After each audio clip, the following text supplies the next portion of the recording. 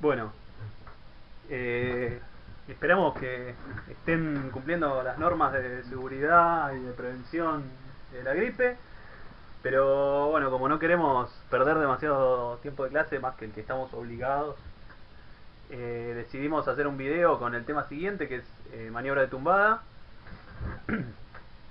Vamos a contarles un poco de qué trata la guía de este tema y pasarles algunos videos y fotos al respecto, eh, para que bueno, podamos seguir avanzando con las clases. Como recordarán de algunos temas que ya vimos, lo principal con respecto a la estabilidad transversal de un barco, que es la que nos va a importar, tiene que ver con los momentos que están en juego mientras ese barco está a flote, ¿no? Básicamente vamos a tener dos momentos principales. Uno que va a estar formado por el par entre la fuerza de acción en las velas, que está ubicado aproximadamente justamente en el centro de empuje bélico, que está aproximadamente a mitad de altura de la superficie de la vela, y la reacción que va a aparecer en la obra viva, que va a estar, la podemos representar en el centro de lo que se llama el centro de empuje de resistencia lateral, perdón, centro de resistencia lateral, De deriva. o centro de deriva, sí. La distancia entre estas dos fuerzas y el valor de cada una de esas fuerzas va a provocar un momento escorante que va a hacer que justamente el barco tienda a escorar, valga la redundancia. Ese momento se va a compensar, o se va a intentar compensar en principio, con otro momento que va a surgir de otro par de acción de dos fuerzas, que va a ser el empuje, que va a estar aplicado en el centro de carena, ¿sí? Que es la carena, digamos, la carena sumergida, que va a ser toda la obra viva del barco, y el centro de gravedad, que dependerá de toda la distribución de pesos del barco y sus tripulantes y todo lo que lleve encima, ¿sí? Estas dos fuerzas, de nuevo, como están aplicadas en puntos distintos, van a determinar un momento adrizante con el que vamos a tener que lograr compensar el momento escorante producido por el otro par de fuerzas. La carena es la flotabilidad del barco. Claro. Bien. Acá lo vemos por ahí en un esquema un poco más simple. Esto corresponde a un barco con orza, con quillote, digamos, en donde fíjense que la posición del centro de gravedad está muy desplazado hacia abajo, debido a que hay mucho peso concentrado en una zona muy baja del barco, ¿sí? Y justamente lo que se logra con esto es aumentar la distancia entre los puntos de aplicación del peso del barco y del empuje, por lo tanto aumenta el momento adrizante, ¿sí? Por eso los barcos justamente con quillote tienen mucho peso concentrado acá para bajar el centro de gravedad. En un caso de un barco liviano, ¿sí?, donde el peso de la orza no es apreciable, el centro de gravedad va a depender sobre todo de la ubicación de la tripulación, ¿sí? Piensen que en un barco chico el peso de la tripulación puede ser prácticamente digamos, del mismo orden de magnitud que el peso del barco, ¿sí? En un barco de 300 kilos la tripulación puede sumar 120 o 150 sin problema. Con 470 tenés un peso de unos 140 kilos y casi lo mismo en tripulación. Claro, sí, o sea, la tripulación pesa prácticamente lo mismo que el barco. Por lo tanto, evidentemente, la distribución de la tripulación arriba del barco va a ser fundamental en la obtención de este paradrizante, ¿sí? Bien. Por lo tanto, en los casos que nos va a interesar fundamentalmente a nosotros, que va a ser en barcos chicos, la mejor manera de evitar una tumbada va a ser controlando los pesos, ¿sí? Por ejemplo, acá vemos en un caso de un pampero como los tripulantes vienen colgados completamente afuera del barco, ¿sí?, para ubicar el centro de gravedad lo más alejado posible a crujía, aumentando el momento adrizante, ¿sí? Bien. eh,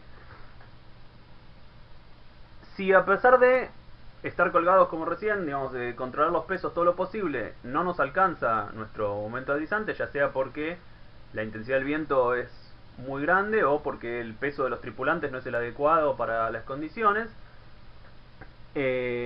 lo que va a corresponder a hacer para evitar la tumbada va a ser, en general, llevar las velas un poco más filadas. Ustedes recordarán que cuanto más filadas llevamos las velas, con respecto a su posición correcta, digamos, para un viento, el empuje bélico que generan es cada vez menor, digamos. Estamos desperdiciando de alguna manera empuje.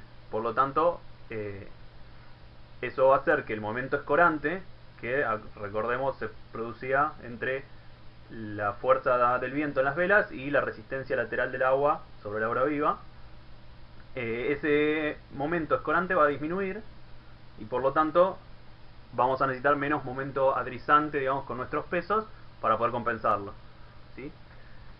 Si a pesar de filar las velas tampoco llegamos a compensar, si, o sea, el momento escorante sigue siendo muy grande, como último recurso, lo que podemos hacer es subir un poco la orza, ¿sí?